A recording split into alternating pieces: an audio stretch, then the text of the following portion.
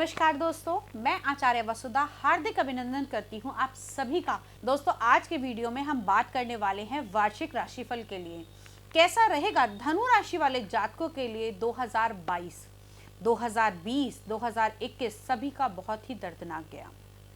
इसमें कोरोना की महामारी ने सभी का बहुत ही नुकसान किया, लेकिन आने वाला वर्ष सभी के लिए मंगलकारी हो, सभी के लिए बहुत बहुत उन्नतिकारी हो, इसी मनोकामना के साथ आज की ये वीडियो शुरू करते हैं। चलिए बात करते हैं धनु राशि वाले जातकों के लिए कैसा रहेगा ये वर्ष।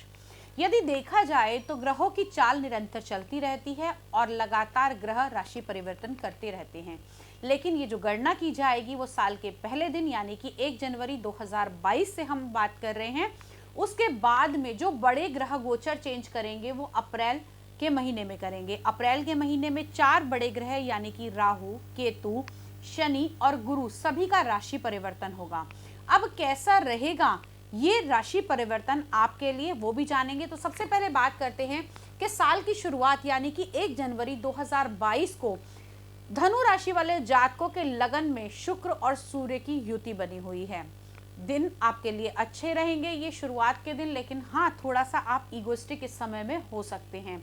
बुध और शनि का सेकंड हाउस के अंदर यानी कि दूसरे घर के मालिक दूसरे घर के अंदर ही विराजमान है, आपके कुटुंब के स्वामी आपके कुटुंब में विराजमान है। तो यहाँ पर आपके बड़े बुजुर्गों की भी बातचीत चलेगी, आपके साथ में उनकी इंटरेक्शन अच्छी होगी, लोग आपकी बातों को फॉलो करेंगे। गुरु का तीसरे घर के अंदर गोचर, जिसके कारण ये दृष्टि देंगे, आपकी 5वीं दृष्टि रहेगी आपके 7th हाउस पर। तो यानी कि शादी, विवाह, पारिवारिक संबंध सभी अच्छे होंगे। अगर शादी के लिए बातचीत चल रही है तो वो यहाँ पर सक्सेस हो सकती है, और साथ ही साथ 9वें भाव पर दृष्टि पड़ने से आपके भाग्य भाव को भी जागृत करेगा। जो लोग लव मैरिज करना चाहते हैं उनकी इच्छा की पूर्ति होगी, क्योंकि गुरु की एक दृष्टि आपके 11वें भाव यानी कि आपकी इच्छा पूर्ति के भाव पर भी है।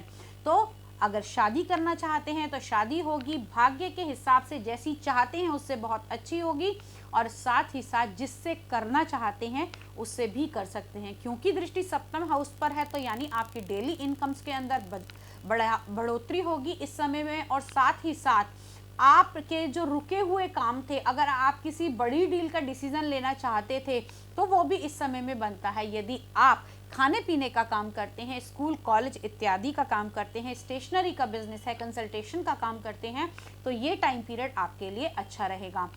शुरुआत जनवरी से लेकर अप्रैल तक की अभी हम बात कर रहे हैं। अगली बात करते हैं, राहु आपके 6ठे घर के अंदर विराजमान रहेंगे। तो 6ठे घर के अंदर राहु का ये गोचर आपके जो अपोनेंट होंगे या फिर आपके जो कॉम्पिटिटर्स होंगे उनके ऊपर आप हावी इस समय में रह सकते हैं। यहाँ बैठकर राहु देव दृष्टि देंगे सीधा आपके 10वें भाव को। तो यानी कि राहु की यहाँ से दृष्टि आपके बॉस के साथ थोड़ी सी अनबन इस समय में हो सकती है।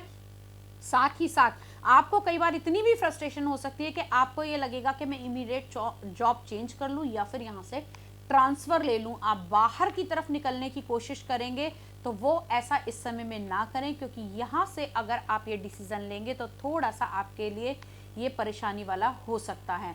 अब बात कर लेते हैं, ये तो था ग्रह गोचर जो हमने शुरुआत का बताया। अब जब बड़े ग्रह चेंज करेंगे, अपना राशि परिवर्तन करेंगे, अप्रैल के महीने में 12 तारीख को यानी कि 12 अप्रैल को राहु और केतु राशि परिवर्तन करेंगे। राहु वृषभ राशि से निकलकर मेष राशि में आएंगे और केतु वृश्चिक राशि से निकलकर तुला राशि में एंटर करेंगे। तो क्योंकि दोस्तों राहु और केतु हमेशा वक्री चलते हैं, तो ये उल्टी साइड चलेंगे, और गुरु का राशि परिवर्तन होगा 13 अप्रैल 2022 को। गुरु स्व राशि के होकर मीन राशि के अंदर एंटर करेंगे, यहाँ पर इनकी अपनी ही राशि है। और उसके बाद में बात करें तो शनि भी अपनी ही राशि में आएंगे, यानी कि शनिदेव मकर राशि से निकलकर कुंभ राशि के अंदर एंटर करेंगे, जो कि आपका तीसरा घर है। तीसरे घर में यहाँ शनिदेव और प्रबल हो जाएंगे। तो कैसा रहेगा अप्रैल के बाद में ये ग्रह गोचर चेंजेस आपकी लाइफ पे, ये भी जान लेते हैं। आइए, धनु राशि वालों के लिए जैसे ही अप्रैल में ये बड़े ग्रह गोचर चेंज करेंगे, यानी कि राहु देव जो अब तक आपके वृषभ राशि में चल रहे थे, आपके 6ठे घर में चल रहे थे, अब 5th हाउस के अंदर आ जाएंगे। शनि देव जो अब तक आपके दूसरे घर में थे, अब तीसरे घर में आएंगे। और देव गुरु बृहस्पति जो तीसरे घर में थे अब वो आपके चौथे घर के अंदर यानी कि आपके 4th हाउस में आएंगे। तो कैसा रहेगा इन ग्रह गोचर के हिसाब से आपका भाग्यफल, आइए जानते हैं। शनिदेव जैसे ही राशि परिवर्तन करेंगे और आपके तीसरे घर में आएंगे तो सीधा दृष्टि देंगे आपके पंचम भाव को, आपके 9वें भाव को और आपके साथ ही साथ 12वें भाव को। तो पंचम पे जैसे ही दृष्टि पड़ेगी आपके बच्चे इस समय में बिल्कुल साइलेंट मोड पर हो जाएंगे आपकी तरफ से। वो आपके बच्चों के ऊपर दृष्टि पड़ने के, यहाँ आपके बच्चों को मेहनत बहुत कराएगा। आपके बच्चों को आपको समझाना होगा कि इस समय अगर आप पढ़ाई कर रहे हैं तो उसके अंदर आपको मेहनत ज़्यादा करनी पड़ेगी, कोई कंपटीशन का एग्जाम है तो उसमें मेहनत ज़्यादा करनी पड़ेगी। साथ ही साथ 5वां भाव प्रेम भाव का भी माना जाता है, शिक्षा के संतान के साथ साथ प्रेम भाव को भी। हाँ, इस समय में आपको थोड़ी सी इस अपने जो जिसको भी आप प्रेम संबंधों में पड़े हुए हैं उसके साथ में थोड़ी सी विरक्ति दिला सकता है, क्योंकि शनि जो है वो विरक्ति का कारक भी माना जाता है। 9वें भाव पे दृष्टि पड़ने से जो काम है वो थोड़े से धीमे होंगे, क्योंकि शनि को कहीं ना कहीं हम पाप ग्रह मानते हैं, लेकिन अगर आप मेहनत करेंगे तो डेफिनेटली आपको उसके रिजल्ट मिलेंगे। आपको इस समय में भाग्य के भरोसे पर नहीं रहना है, अपने काम को जरूर करना है। 12वें भाव पर शनि की जैसे ही दृष्टि जाएगी आपकी यात्राएं शुरू हो जाएंगी, और शनि वायु कारक ग्रह है तो हो सकता है कुछ हवाई यात्राओं के भी इस समय में संयोग बने। अब बात कर लेते हैं हम देवगुरु बृहस्पति की। तो देवगुरु बृहस्पति चतुर्थ में आएंगे, हंस योग बनाएंगे, साथ ही साथ शुक्र भी यहाँ पर उस समय विराजमान होंगे अप्रैल के महीने में। तो कहीं ना कहीं गुरु और शुक्र की, चंद्रमा की युति मिलकर धन का महालक्ष्मी योग बनाएगा। पैसा इस समय आपके पास छप्पर फाड़ के आएगा, और साथ ही साथ इस समय में आपकी लग्जीरियस लाइफ बहुत अच्छी हो जाएगी। ब्रांडेड चीज़ें खरीदेंगे, नई नई चीज़ों के ऊपर आप पैसा अपना इन्वेस्ट कर सकते हैं, और साथ ही साथ आपके घर के अंदर कोई वाहन आने की संभावनाएं भी बनती हैं। गुरु की दृष्टि जो सीधा पड़ेगी आपके अष्टम भाव पे, आपके दशम भाव पर और आपके 12वें भाव पर। यहाँ थोड़ा सा ध्यान रखने की आवश्यकता है। अपनी हेल्थ का इस समय में जरूर ध्यान रखिए, क्योंकि अष्टम भाव जहाँ कहीं ना कहीं हम गूढ़ ज्ञान का मानते हैं, वहीं अष्टम भाव से हम आपकी आयु को भी देखते हैं। अब आयु में कैसी दिक्कतें हो सकती हैं? पेट के रोग हो जाएंगे, गैस्ट्रिक रोग हो जाएंगे, पित्त बनना शुरू हो जाएगा, पाइल्स की प्रॉब्लम हो सकती है। तो इस समय में आपको अपनी हेल्थ का जरूर ध्यान रखना पड़ेगा। साथ ही साथ अब हम बात कर लेते हैं, जैसे ही राहु देव आपके पंचम भाव में आएंगे तो यहाँ से वो गर्भवती महिलाएं अपना जरूर ध्यान रखें जो इस समय कंसीव किए हुए हैं, क्योंकि पंचम भाव संतान का भाव माना जाता है और राहु को ग्रहण लगाने की आदत होती है।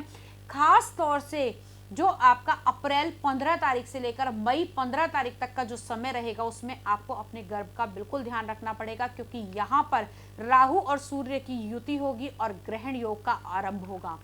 अब बात कर लेते हैं केतु देव की।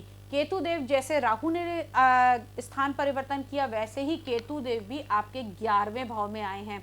तो हाँ, जितना आप चाहेंगे उतना तो आपको नहीं मिल पाएगा, इच्छा की पूर्ति प्रॉपर नहीं हो पाएगी, लेकिन प्रयासरत आपको रहना है। इसके लिए आप कुछ इस टाइम पीरियड में अगर रेमेडियल पाठ करेंगे तो बहुत उपयोगी रहेगा। ओम गुरु गुरुवे नमः का पाठ करें।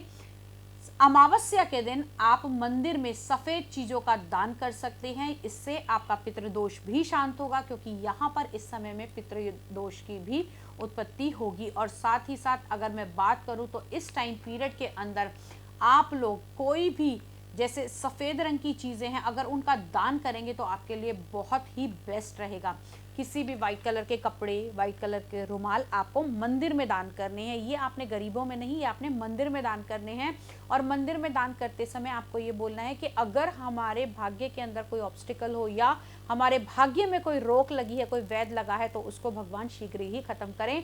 मंत्र की अगर मैं बात करूं तो ओम गुरु गुरुवे नमः का यदि आप जाप करेंगे तो आने वाली सभी समस्याएं आपकी, ये तो नहीं कहती कि पूर्ण खत्म हो जाएंगी, लेकिन 99% सॉल्व हो जाएंगी। अगले वीडियो में आपसे फिर मुलाकात करूंगी। ये नववर्ष आपके लिए मंगलकारी हो। चैनल पे जुड़े रहिए ताकि आने वाले सभी वीडियो का आप लाभ उठा सकें। तब तक के लिए जय मां भगवती।